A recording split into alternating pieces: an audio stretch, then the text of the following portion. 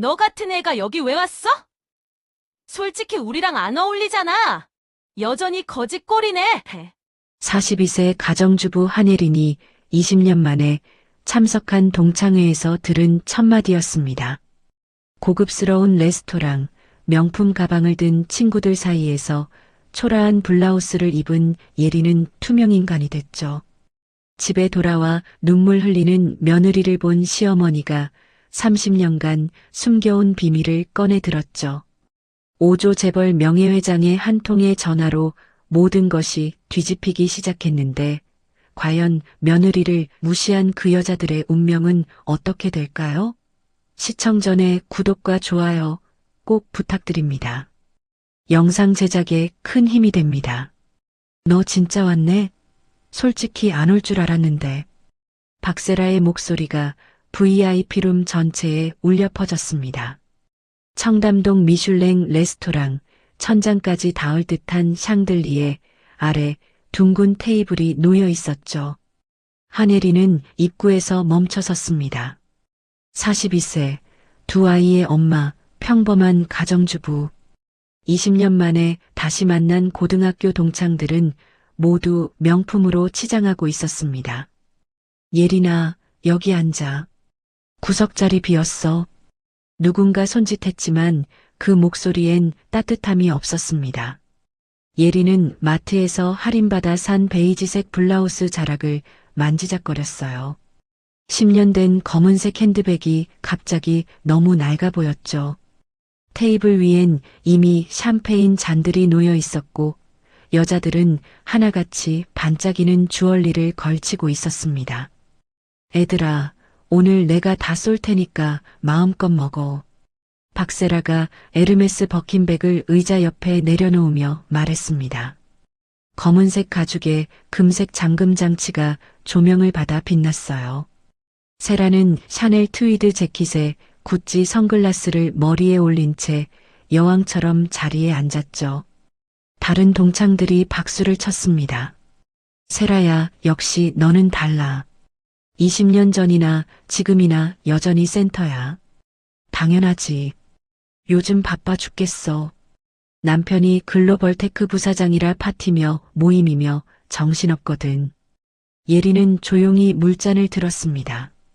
입술이 바짝 말랐어요. 웨이터가 첫 번째 코스 요리를 가져왔죠. 프랑스산 푸아그라에 트러플이 올려진 에피타이저였습니다. 예린은 포크를 드는 법도 조심스러웠어요. 다들 남편은 뭐해? 나부터 얘기할게. 우리 남편 연봉이 작년에 2억 넘었어. 세라가 와인을 한 모금 마시며 화제를 던졌습니다. 동창들이 하나둘 자기 남편 이야기를 시작했죠. 의사, 변호사, 대기업 임원.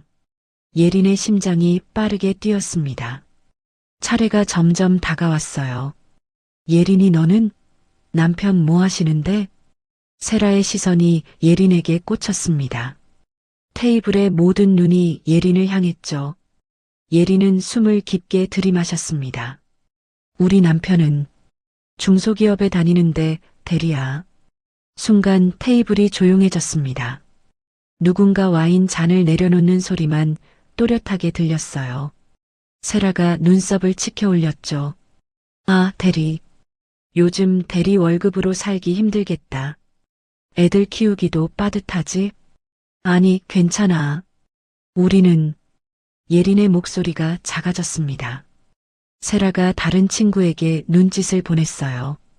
우리가 예린이 좀 챙겨줘야겠어. 동창인데 어려우면 서로 도와야지. 공개적인 동정이었습니다. 예린의 얼굴이 화끈거렸어요.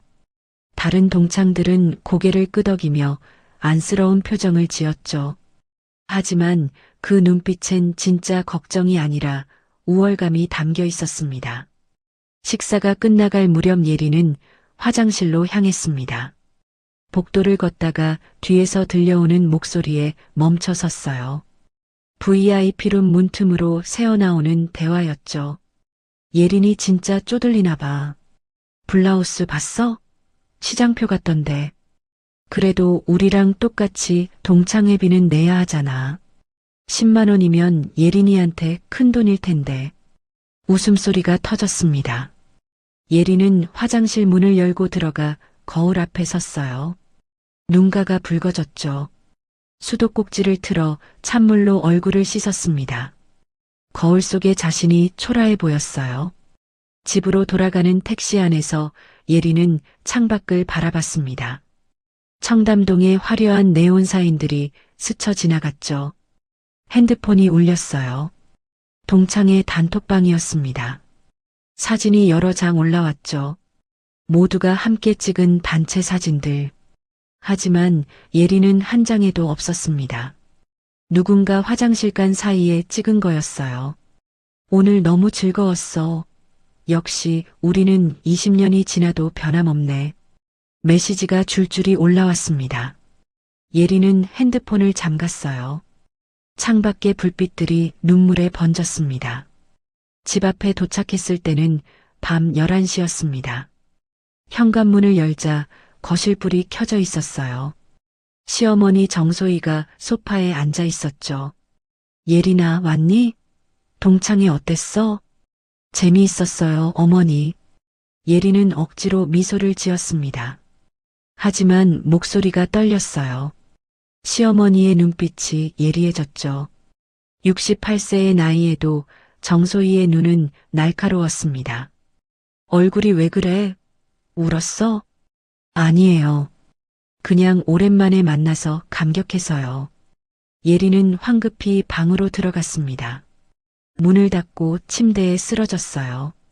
베개에 얼굴을 묻었죠. 20년 만의 재회가 이렇게 쓰라릴 줄은 몰랐습니다. 명품 가방 하나, 남편 직함 하나로 사람이 평가받는 게 이렇게 비참한 일인 줄 몰랐어요. 핸드폰이 다시 울렸습니다. 세라에게서 온 개인 메시지였죠. 예린아, 오늘 와줘서 고마워. 솔직히 내가 올까 걱정했는데.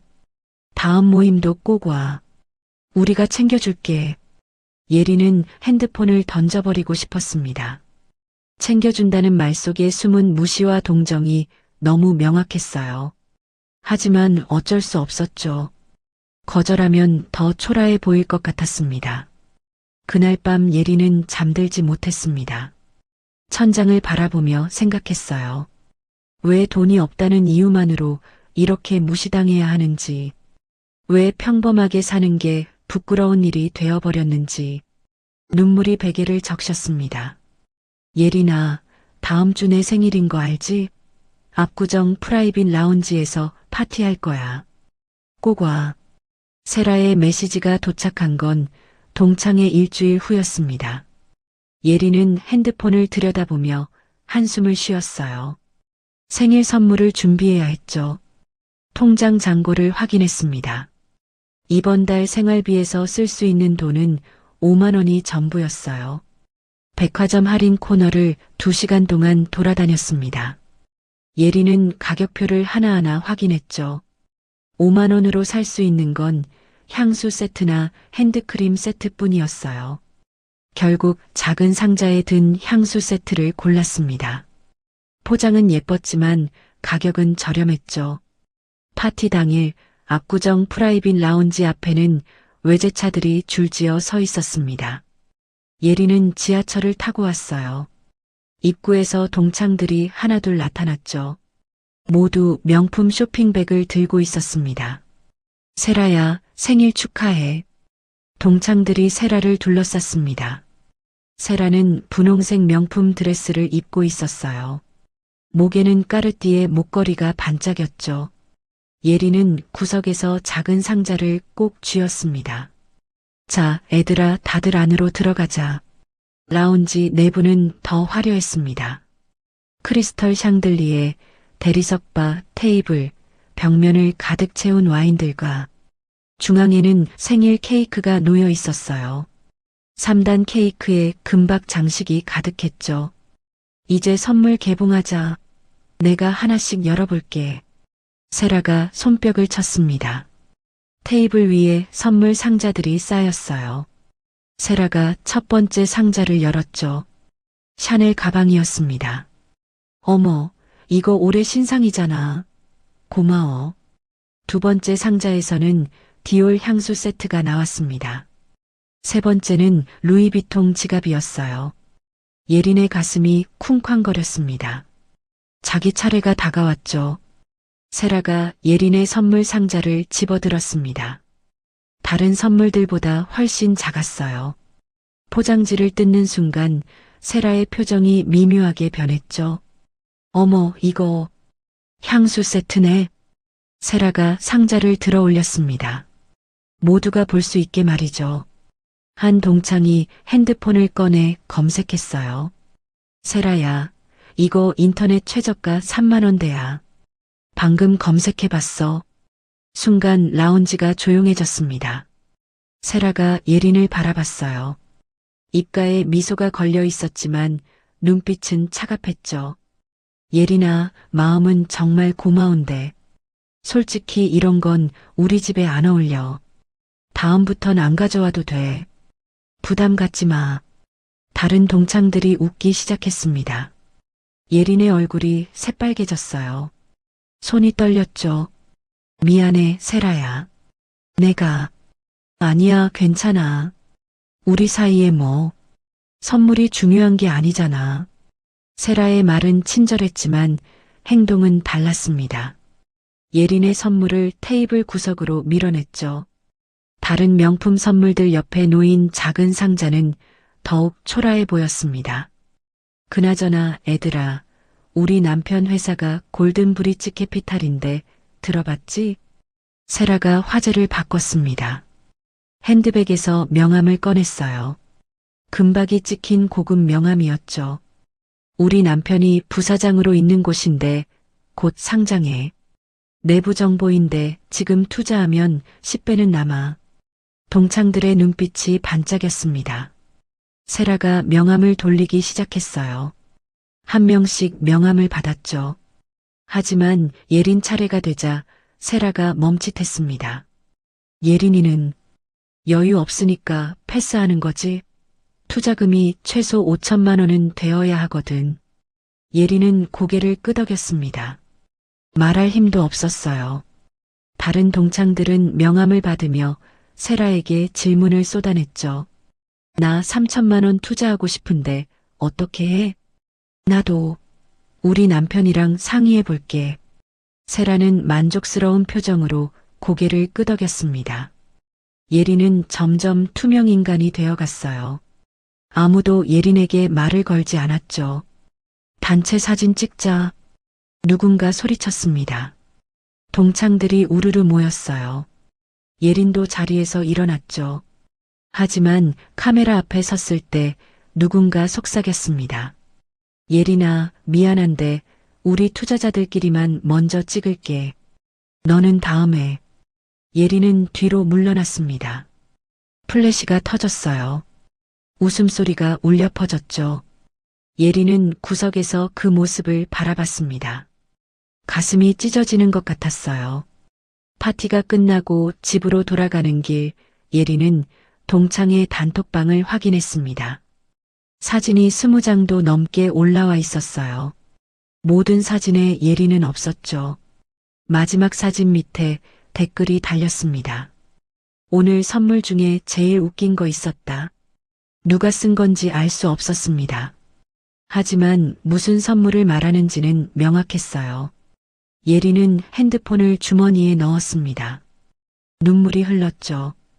현관문을 열고 들어섰을 때 시어머니가 또 거실에 있었습니다.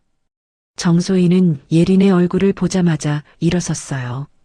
또 울었구나. 대체 무슨 일이야? 아무것도 아니에요, 어머니. 예린은 방으로 들어가려 했습니다. 하지만 시어머니가 팔을 잡았죠. 며느리가 우는데 아무것도 아닐 리가 있나? 나한테 말해봐.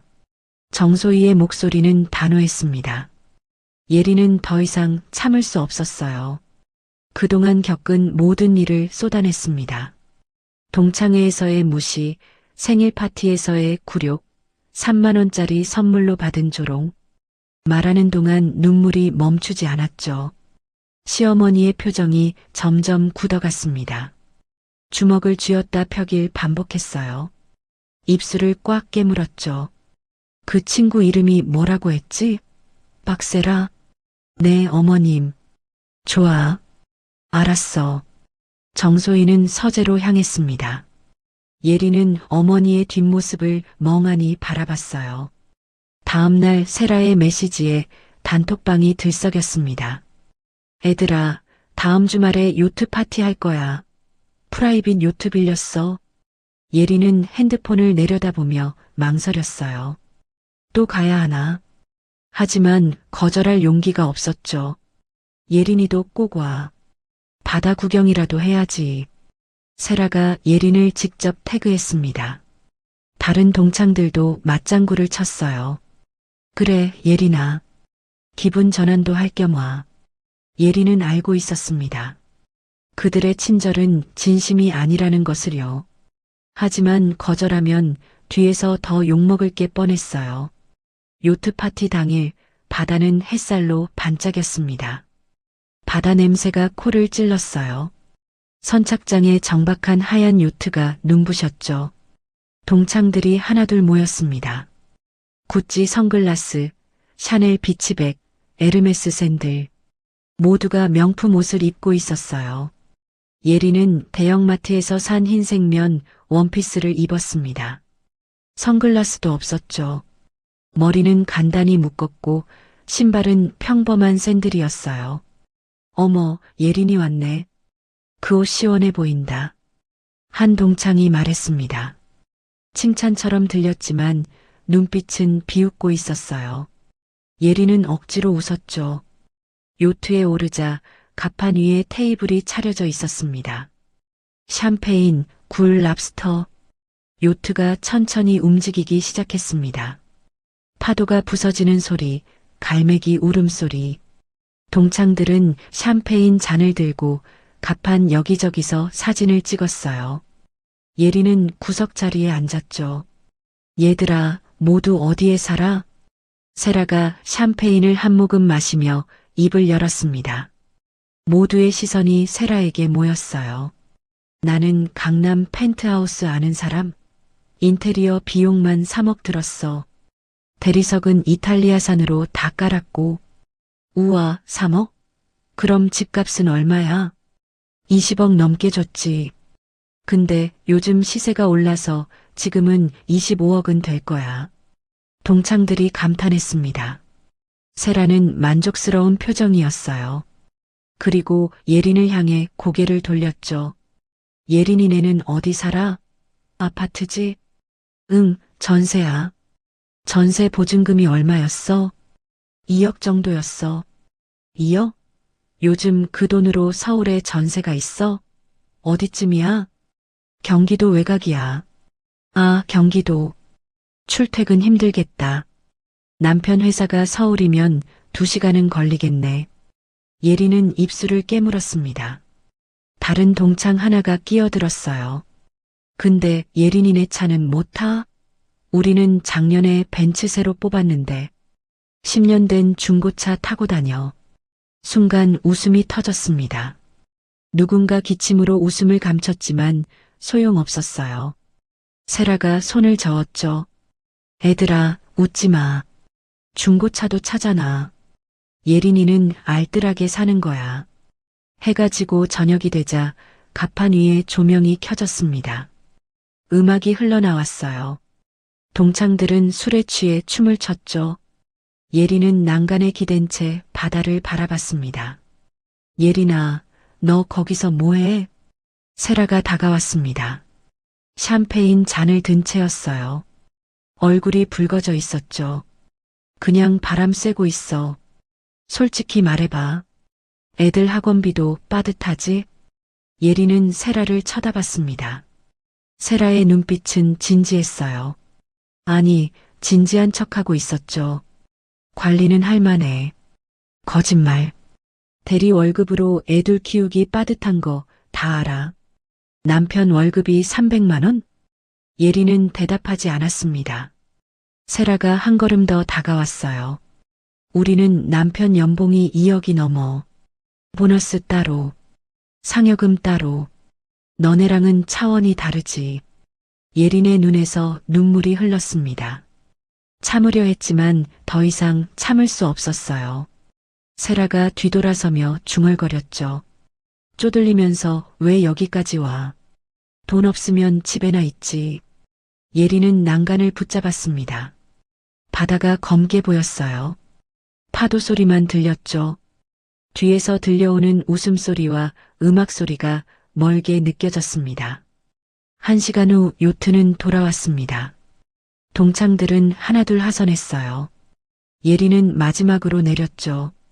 집으로 가는 버스 안에서 핸드폰을 확인했습니다. 단톡방에 또 사진들이 올라와 있었어요. 요트 위에서 찍은 단체 사진. 이번에도 예린은 없었습니다. 오늘 요트 파티 최고였어. 다들 부럽다는 댓글 엄청 달렸어. 세라의 메시지였습니다. 예린은 핸드폰을 끄고 창밖을 바라봤어요. 눈물이 멈추지 않았죠. 집에 도착했을 때는 자정이 넘어 있었습니다. 현관문을 열자 시어머니가 거실에서 기다리고 있었어요. 예린의 눈가를 본 정소희가 일어났죠. 예린아, 어머님. 예린은 그 자리에 주저앉았습니다. 더 이상 견딜 수 없었어요. 시어머니가 예린을 안아줬죠. 다 말해봐. 무슨 일이 있었는지. 예린은 요트 파티에서 겪은 모든 일을 털어놨습니다. 경제적, 공개적 조롱, 밤바다에서의 모욕. 말하는 동안 시어머니의 얼굴이 점점 굳어갔어요. 이제 됐어. 더 이상 참지 마. 정소희는 예린을 방으로 보낸 뒤 서재로 향했습니다. 책장 뒤에 숨겨진 금고를 열었어요. 안에는 오래된 서류와 명함들이 가득했죠. 손으로 명함 하나를 집어들었습니다. 정소희는 핸드폰을 꺼내 전화를 걸기 시작했습니다. 밤이 깊어가고 있었어요. 어머님, 일어나셨어요?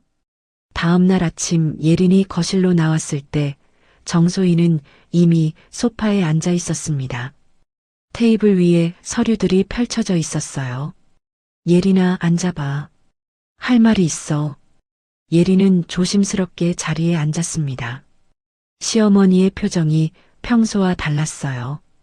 더 단단하고 날카로웠죠. 네, 어머님. 정소희는 잠시 침묵했습니다. 그리고 예린의 손을 잡았어요. 어제 내가 한 얘기 다 들었어. 동창의 생일 파티, 요트 파티. 그 여자들이 너한테 한 짓 다 알아. 죄송해요, 어머님. 제가 부족해서. 아니야. 내가 잘못한 게 하나도 없어. 정소희는 테이블 위의 서류를 예린에게 밀었습니다. 골든 브릿지 캐피탈이라는 회사명이 보였어요. 이게 뭐예요? 네 친구 박세라, 남편이 운영하는 회사야. 어젯밤 사람 시켜서 조사했어. 어머님이요? 정소희는 고개를 끄덕였습니다.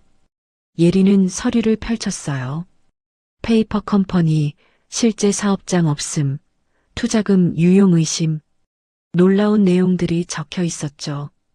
이게 다 사실이에요? 금융감독원, 국세청, 검찰. 내가 아는 사람들한테 확인했어. 전부 사실이야. 예린은 숨이 막혔습니다. 세라가 자랑하던 회사가 사기였다니요. 근데 어머니는 어떻게 이런 걸? 정소희는 일어나 서재로 향했습니다. 예린도 따라갔어요. 책장을 밀자 금고가 나타났죠. 정소희가 비밀번호를 누르고 금고 문을 열었습니다. 안에는 오래된 서류들이 가득했습니다. 명함, 증명서, 주식증서. 정소희가 명함 하나를 꺼냈어요. 한국재벌그룹 명예회장 정소희. 예린의 눈이 커졌습니다. 명함을 들여다봤죠. 진짜였어요. 어머님, 이게 난 한국재벌그룹 창업주란다. 30년 전에 은퇴했지만 여전히 명예회장이고 그룹 계열사 지분 15%를 가지고 있어. 예린은 말을 잃었습니다. 시어머니가 재벌이라니요. 그동안 평범한 사람으로만 알고 있었는데 시가총액으로 따지면 5조가 넘지. 현금만 수천억이야. 정소희는 침착하게 말했습니다. 예린의 손이 떨렸어요. 그럼 왜 그동안 숨기셨어요? 큰 집, 명품, 그런 거 필요 없었어. 조용히 가족이랑 살고 싶었거든. 아들도 일반 회사 다니면서 평범하게 살라고 했고, 예린은 이해가 안 됐습니다. 오조 재벌이 왜 이렇게 숨어 살았을까요? 근데 우리 며느리를 건드렸으니 이제 달라. 너가 당한 수모를 그냥 넘어갈 수 없어. 정소희는 핸드폰을 꺼냈습니다. 전화를 걸기 시작했어요. 여보세요, 김 회장님. 저 정소희입니다. 오랜만이죠? 한 가지 부탁이 있습니다. 전화 너머로 놀라는 목소리가 들렸습니다. 정소희는 침착하게 말을 이어갔어요. 골든 브릿지 캐피탈이라는 회사 아십니까? 조사 좀 부탁드립니다. 전화를 끊고 정소희는 또 다른 번호를 눌렀습니다. 금융감독원장이었어요. 그 다음은 산업은행 총재, 증권거래소 이사장, 국세청 차장. 30분 동안 5통의 전화가 이어졌죠. 예린은 소파에 앉아 멍하니 지켜봤습니다. 시어머니가 전화로 던지는 한마디 한마디가 폭탄 같았어요. 네, 회장님. 고맙습니다. 결과 보고 기다리겠습니다. 마지막 전화를 끊은 정소희가 예린 옆에 앉았습니다. 이틀이면 모든 자료가 나올 거야. 그리고 그 다음이 중요해. 어머니, 뭘 하시려고요? 복수? 우리 며느리한테 한 짓을 똑같이 돌려줄 거야. 정소희의 눈빛은 단호했습니다. 예린은 가슴이 두근거렸어요.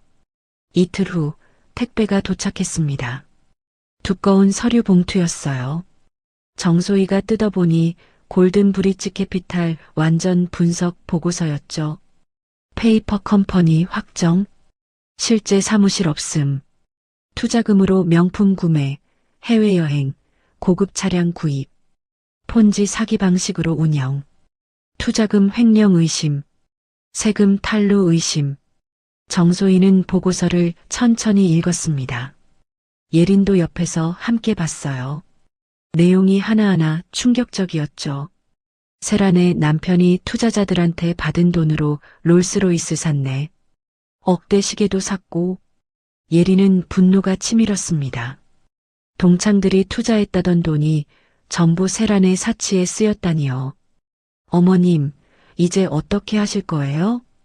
정소희는 미소를 지었습니다. 차갑지만 확신에 찬 미소였어요. 다음 모임이 언제야? 다음 달에 서울 시그니엘 최상층 레스토랑에서 모임 있어요. 좋아. 내가 직접 가서 보여주마. 진짜 부자가 뭔지. 정소희는 옷장을 열었습니다. 안쪽 깊은 곳에 보관된 옷들을 꺼냈어요. 빈티지 명품들이 가득했죠. 30년 전 재벌가 생활의 흔적들이었죠.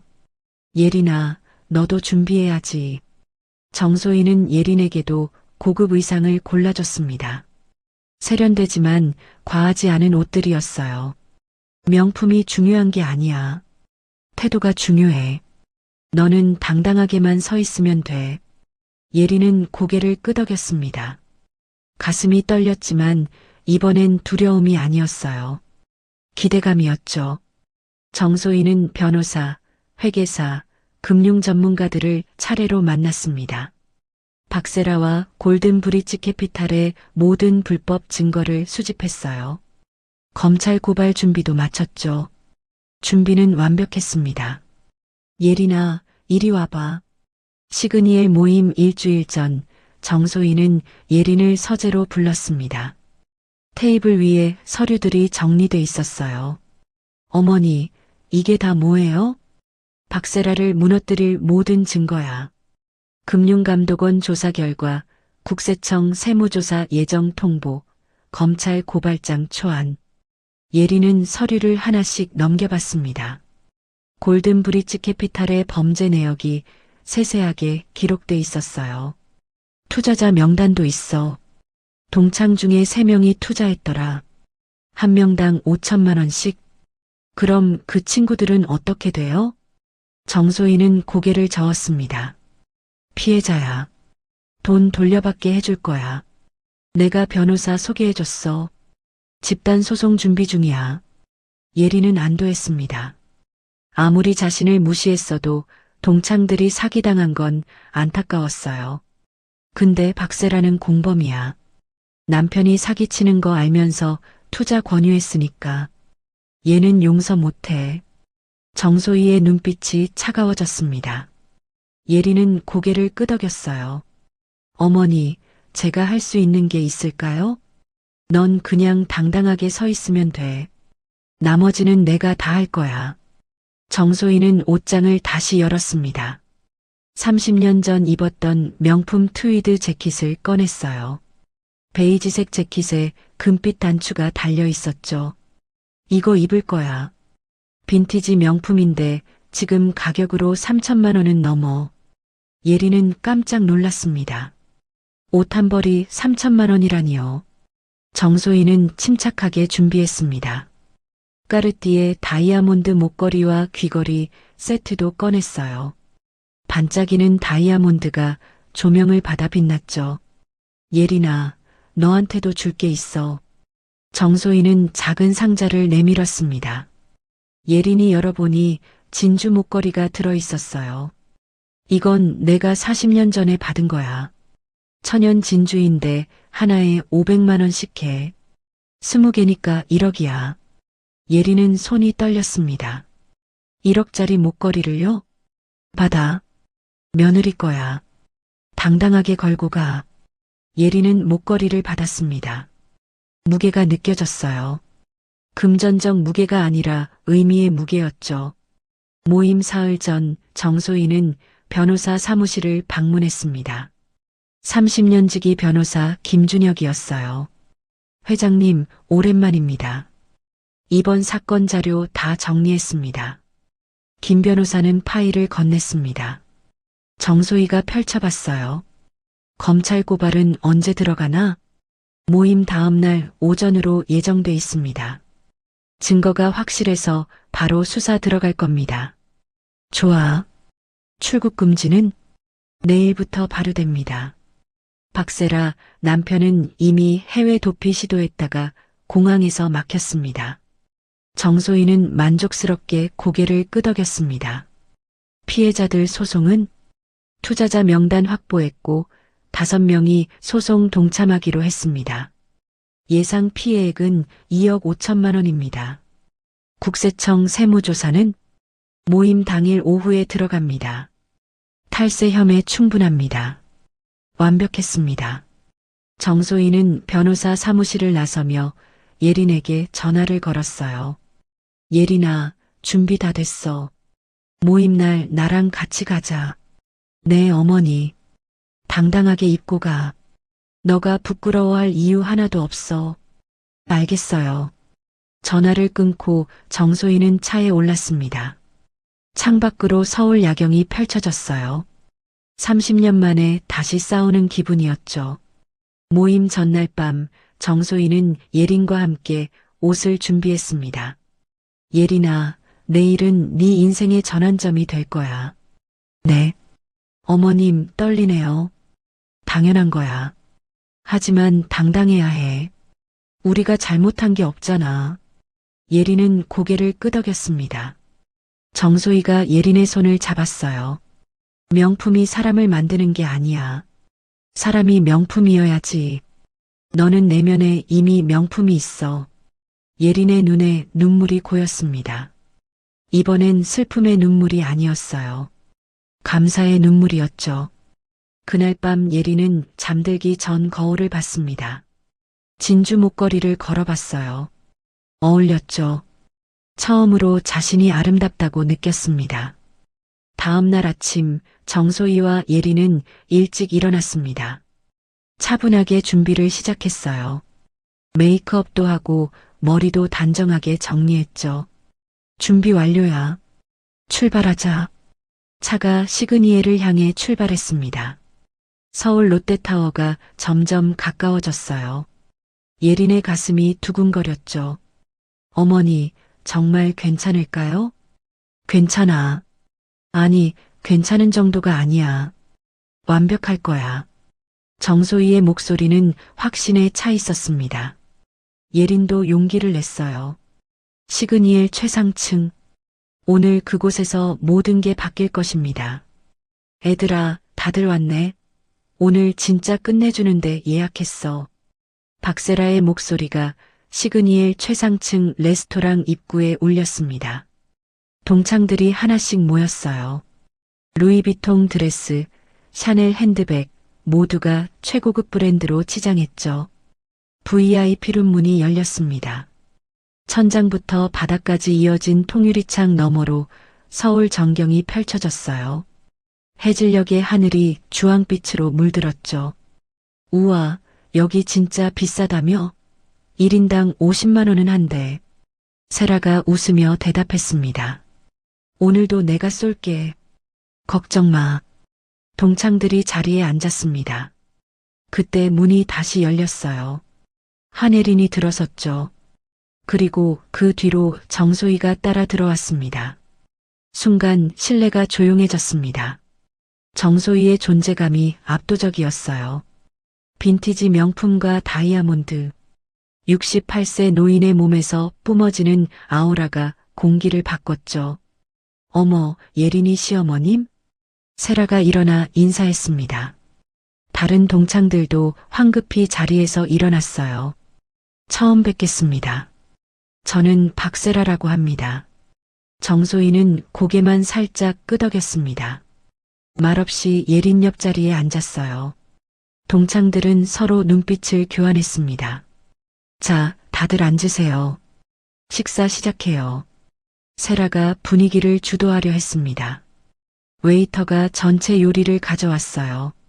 캐비어와 랍스터였죠. 식사가 진행되는 동안 세라는 계속 말을 이어갔습니다. 애들아, 있잖아. 골든 브릿지 캐피탈 드디어 상장 확정됐어. 이번 달 말에 공개하는데 10배는 오를 거래. 동창 하나가 관심을 보였습니다. 진짜? 나 추가 투자하고 싶은데. 당연하지. 지금이 마지막 기회야. 세라는 자신만만하게 말했습니다. 정소희는 조용히 와인을 마시며 듣고만 있었어요. 어머님도 한잔 하세요. 세라가 정소희에게 와인을 권했습니다. 정소희는 고개를 끄덕이며 잔을 받았죠.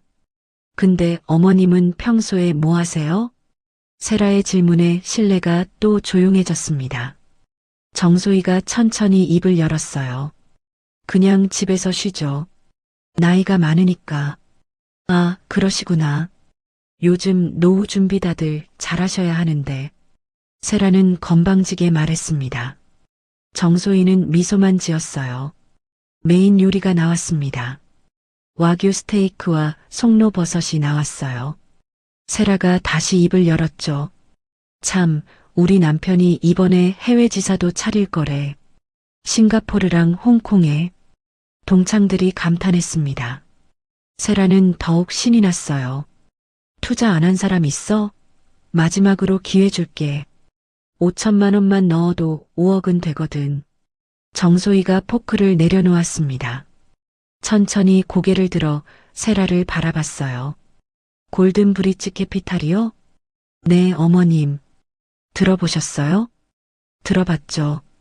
페이퍼 컴퍼니 아닌가요? 순간 세라의 얼굴이 굳었습니다. 다른 동창들도 숨을 죽였어요. 예, 페이퍼 컴퍼니요? 무슨 말씀이세요? 실제 사업장도 없고 투자금으로 명품 사고 해외여행 다니셨던데요. 세라의 얼굴이 하얗게 변했습니다. 손이 떨리기 시작했어요. 어머님, 그게 무슨... 정소희는 핸드백에서 서류 뭉치를 꺼냈습니다. 테이블 위에 펼쳤어요. 골든 브릿지 캐피탈 완전 분석 보고서, 금융감독원 조사 결과, 국세청 세무조사 통보서. 동창들이 서류를 들여다봤습니다. 얼굴이 하나둘 창백해졌죠. 투자금 총 15억 원 중 실제 사업 투자는 제로. 전액 개인 사치의 사용, 롤스로이스 구매, 억대 시계 구매, 해외 명품 쇼핑. 세라가 일어섰습니다. 목소리가 떨렸어요. 어머님은 대체 누구세요? 어떻게 이런 걸? 정소희는 침착하게 핸드백에서 명함을 꺼냈습니다. 테이블 중앙에 놓았어요. 한국재벌그룹 명예회장 정소희. 신뢰가 얼어붙었습니다. 동창들이 명함을 쳐다봤어요. 누군가 핸드폰으로 검색하기 시작했죠. 헐, 진짜야. 한국재벌그룹 창업주. 세라의 다리에 힘이 풀렸습니다. 의자에 주저앉았어요.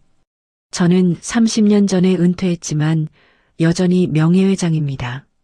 그룹 계열사 지분 15% 보유하고 있고요. 정소희는 계속 말했습니다.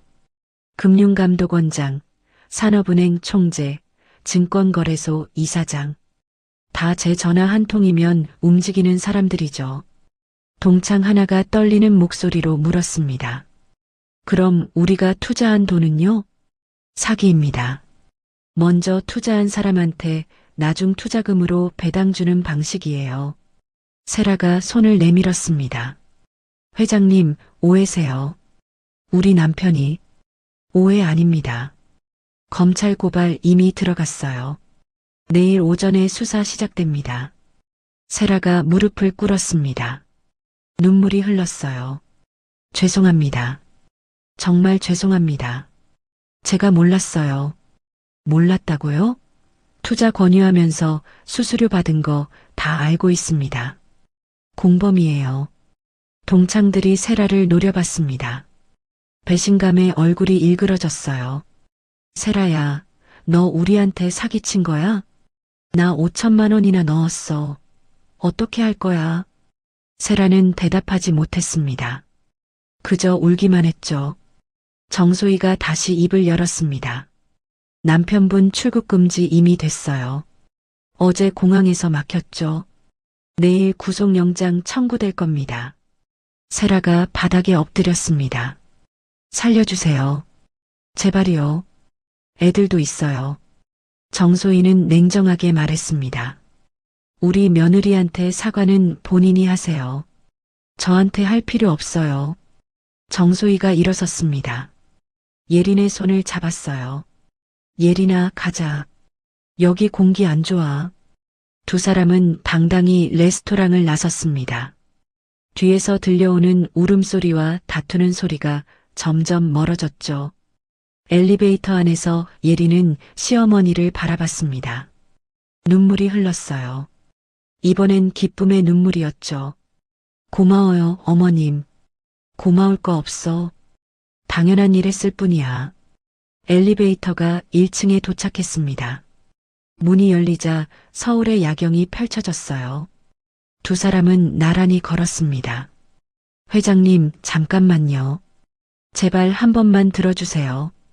시그니엘을 나서던 정소희와 예린을 세라가 쫓아왔습니다. 눈물범벅이 된 얼굴로 두 사람 앞을 막아섰어요. 비키세요. 할 말 없어요. 정소희는 차갑게 말했습니다. 세라가 정소희 앞에 무릎을 꿇었죠. 정말 몰랐어요. 남편이 사업한다고만 했지 사기인 줄 몰랐어요. 거짓말. 투자자 명단 보니까 당신 명의 계좌로 수수료 들어왔던데요.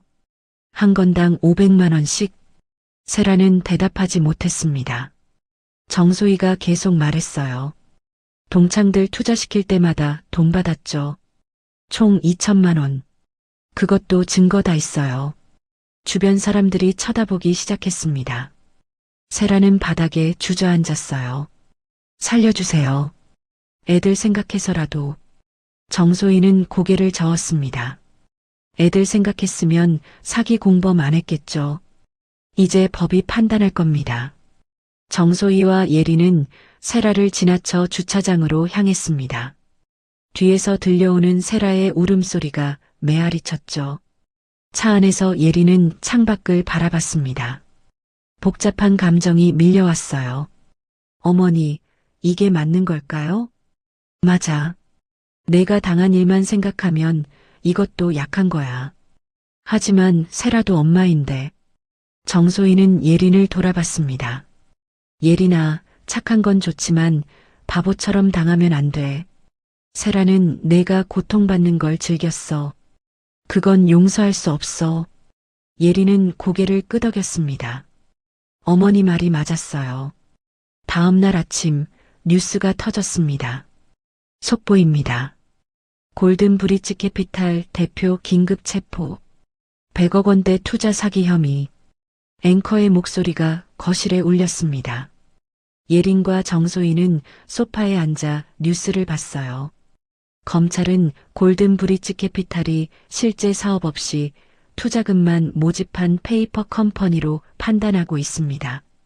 피해자는 현재 확인된 것만 20명, 피해액은 15억 원에 달합니다. 화면에 박세라 남편이 수갑을 찬 채 끌려가는 모습이 나왔습니다. 기자들이 플래시를 터뜨렸죠. 또한 대표의 배우자 박모 씨도 공범 혐의로 경찰 조사를 받고 있습니다. 예린의 핸드폰이 울렸습니다. 동창 단톡방이었어요. 메시지가 폭주하고 있었죠. 세라 때문에 우리 다 망했어. 돈 돌려받을 수 있는 거야? 변호사 알아봐야겠다. 예린은 단톡방을 나갔습니다. 더 이상 그들과 함께할 이유가 없었어요. 사흘 후 정소희가 소개한 변호사 김준혁이 예린을 찾아왔습니다. 예린 씨, 투자자분들 집단 소송 진행 중입니다. 박세라 남편 재산 가압류 완료했고요. 돈은 돌려받을 수 있어요? 전액은 어렵지만 50에서 70%는 회수 가능할 겁니다. 박 씨 명의 부동산이 꽤 있거든요. 예린은 안도했습니다. 동창들이 조금이라도 돈을 돌려받았으면 좋겠었어요. 박세라는요? 구속영장 청구됐습니다. 내일 영장실질심사 예정이에요. 일주일 후 세라에게서 편지가 왔습니다. 구치소에서 보낸 거였어요. 예린은 편지를 펼쳤죠. 예린아, 미안해. 정말 미안해. 내가 너무 교만했어.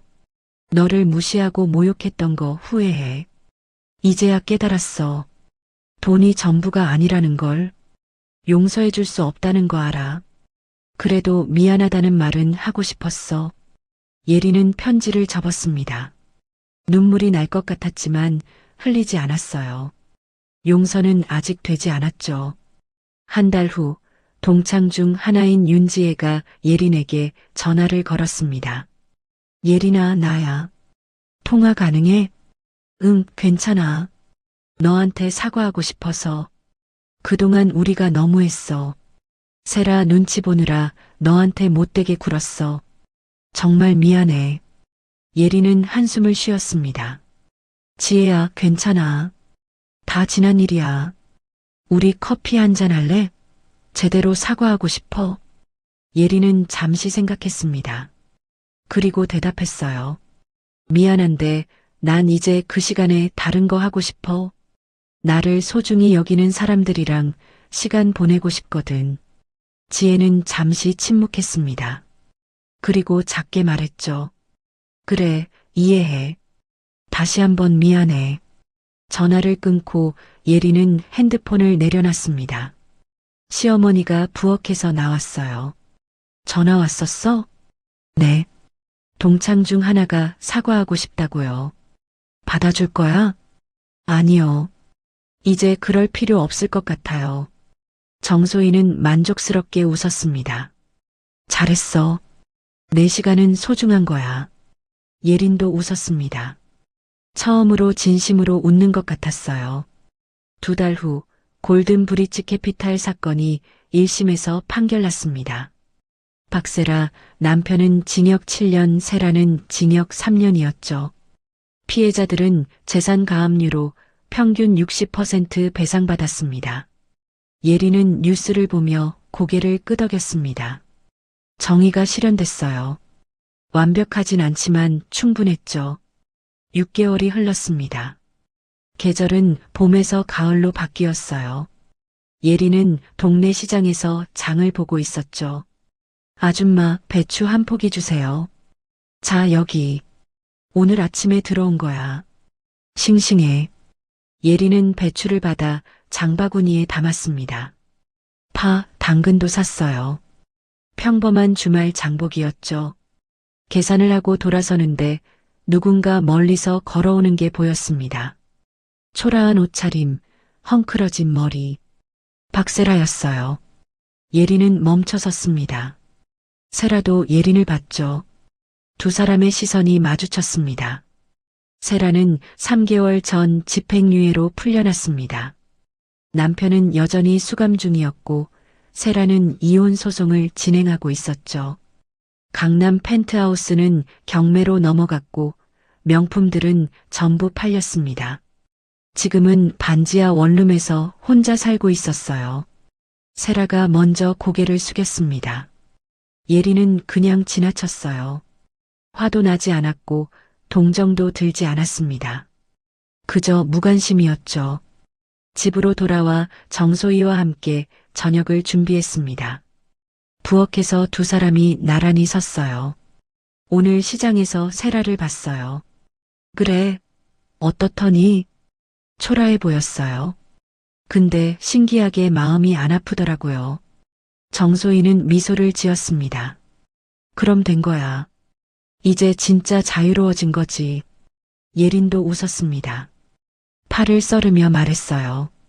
어머님, 궁금한 게 있어요. 뭔데? 왜 부자인 걸 숨기고 사셨어요? 편하게 사실 수도 있었잖아요. 정소희는 손을 멈추고 예린을 바라봤습니다. 예린아, 진짜 부자는 증명할 필요가 없어. 명품을 걸쳐야 인정받는 건 아니지. 진짜 부는 필요할 때 쓸 수 있는 힘이지. 남한테 보여주는 게 아니거든. 예린은 고개를 끄덕였습니다. 깊은 울림이 있었어요. 세라 같은 사람들은 명품으로 자기 가치를 증명하려고 해. 하지만 그건 의미 없는 거야. 진짜 가치는 안에서 나오는 거야. 어머니 말씀이 맞아요. 이제야 알겠어요. 두 사람은 다시 요리를 시작했습니다. 정소희가 된장찌개를 끓이고 예린이 나물을 무쳤어요. 평범하지만 따뜻한 시간이었죠. 저녁 식탁에 가족이 모였습니다. 남편 민준, 두 아들 현우와 지훈, 그리고 시어머니 정소희. 5명이 둥근 식탁에 둘러앉았어요. 오늘 회사에서 승진 발표 났어. 나 과장 됐어. 남편이 조심스럽게 말했습니다. 예린의 얼굴이 환해졌어요. 정말 축하해. 할머니, 아빠 과장 됐대요. 지훈이 신나게 말했습니다. 정소희가 손자를 쓰다듬으며 웃었어요. 우리 아들 잘했네. 축하해. 민주는 수줍게 웃었습니다. 대리에서 과장. 작은 승진이었지만 가족에겐 큰 기쁨이었어요. 식사를 하며 현우가 물었습니다. 엄마, 친구가 우리 할머니가 진짜 재벌이래. 맞아? 예린은 정소희를 쳐다봤습니다. 정소희가 미소 지으며 대답했어요. 재벌이 뭔지 아니? 돈 많은 사람이요. 그럼 할머니는 재벌이 맞네. 우와, 그럼 우리 부자예요? 정소희는 현우의 손을 잡았습니다. 부자는 돈이 많다고 되는 게 아니야. 서로 사랑하고 아끼는 게 진짜 부자야. 현우는 고개를 갸웃했습니다. 아직 어려서 이해하기 힘들었죠. 하지만 언젠가는 알게 될 겁니다. 식사 후 예린과 정소희는 함께 설거지를 했습니다. 창밖으로 저녁 노을이 보였어요. 어머님 행복해요. 진짜로. 나도 행복해. 내가 웃으니까. 예린의 눈에 눈물이 고였습니다. 이번엔 슬픔도 분노도 아닌 순수한 감사의 눈물이었어요. 일주일 후 예린은 자원봉사센터에 등록했습니다. 독거노인 도시락 배달 봉사였어요. 매주 화요일과 목요일 예린은 동네 어르신들을 찾아갔죠. 할머니, 도시락 가져왔어요. 어머, 고맙네. 들어와서 차라도 한잔해. 예린은 할머니와 차를 마시며 이야기를 나눴습니다. 한 달 후 정소희가 예린에게 제안했습니다. 예린아, 장학재단 하나 만들까 해. 너 이름으로. 제 이름으로요? 응. 어려운 환경의 학생들 지원하는 거야. 너가 겪은 일을 다른 사람들은 겪지 않게. 예리는 감동받았습니다. 눈물이 흘렀어요. 어머니, 정말 그래도 돼요? 당연하지. 돈은 쓰라고 있는 거야. 필요한 곳에 써야지. 한 달 후에 예린장학재단이 설립됐습니다. 첫 해에 10명의 학생을 지원했어요. 예리는 직접 학생들을 만나고 격려했죠. 포기하지 마. 너희는 충분히 가치 있어. 학생들의 눈빛이 반짝였습니다. 희망이 보였어요. 1년 후 예리는 동네 카페에서 책을 읽고 있었습니다. 창밖으로 사람들이 지나갔어요. 평범한 일상이었죠. 핸드폰이 울렸습니다. 윤지혜였어요. 1년 만에 연락이었죠. 예린아, 나 지혜야. 통화 괜찮아? 응, 괜찮아. 있잖아, 세라가 많이 아파. 병원에 입원했어. 예리는 잠시 침묵했습니다. 그렇구나. 병문안 와줄 수 있어? 세라가 너 보고 싶대. 예리는 고민했습니다. 가야 할까요? 하지만 마음이 편치 않았어요. 미안한데 난 못 갈 것 같아. 용서는 아직 이른 것 같아. 알았어. 이해해. 전화를 끊고 예리는 다시 책을 펼쳤습니다. 용서는 시간이 필요했어요. 아직은 아니었죠. 저녁 가족이 모여 식사를 했습니다. 김치찌개, 된장국, 나물 반찬. 소박한 상이었지만 마음은 풍요로웠어요. 지훈이 말했습니다. 엄마, 우리 집이 제일 좋아. 왜? 다른 집은 엄마 아빠가 바쁜데 우리는 엄마 아빠랑 맨날 같이 밥 먹잖아. 예리는 지훈을 안아줬습니다. 아이의 말이 가슴에 와닿았어요. 정소희가 말했습니다. 화려하지는 않지만 평온하고 부유하지는 않지만 풍요롭지. 예리는 고개를 끄덕였습니다. 바로 그거였어요. 다음 날 아침 시장에 다시 갔습니다. 익숙한 골목, 익숙한 상인들. 예리는 웃으며 장을 봤어요. 아줌마, 오늘도 왔네. 네, 저녁 준비해야죠. 참 부지런해. 요즘 젊은 사람들은 다 배달만 시키는데 가족이랑 같이 먹으면 더 맛있잖아요. 상인이 웃으며 팔을 덤으로 줬습니다. 예리는 감사하다고 인사했어요. 집으로 돌아가는 길, 하늘이 맑았습니다. 예리는 장바구니를 들고 걸었어요. 발걸음이 가벼웠죠. 문을 열고 들어서자 정소희가 거실에 있었습니다. 어머님, 시장 다녀왔어요.